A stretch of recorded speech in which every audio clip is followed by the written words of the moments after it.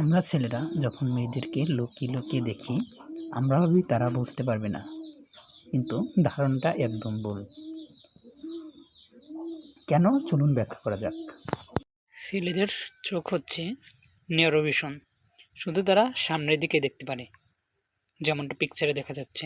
অপরদিকে মেয়েদের চোখ হচ্ছে ব্রড ভিশন, এর জন্য তারা শুধু সামনের দিকেও নয় বরং আশেপাশেও দেখতে পারে। এর পিছনেও সুন্দর একটা কাহিনী আছে। যখন আমরা জঙ্গলে বসবাস করতাম, তখন আমাদের পশু শিকার করে জীবনযাপন করতে হতো। এ সময় আমাদের শুধু একটা খেয়ালই থাকতো, সামনে থেকে কোনো হিংস্র পশু, বাঘ, সিংহ আক্রমণ করবে না তো। এর কারণে আমাদের দৃষ্টি রাখতে হতো সবসময় সামনের দিকে।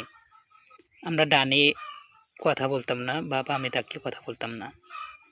অপরদিকে মেয়েরা যখন কথা বলে, অপরদিকে মেয়েরা যাদের একই সাথে অনেকগুলো কাজ একসাথে করতে হয়, যেমন রান্নাবাড়ি করা, একই সাথে ছেলে মেয়েদের খেয়াল রাখা, ইত্যাদি ইত্যাদি।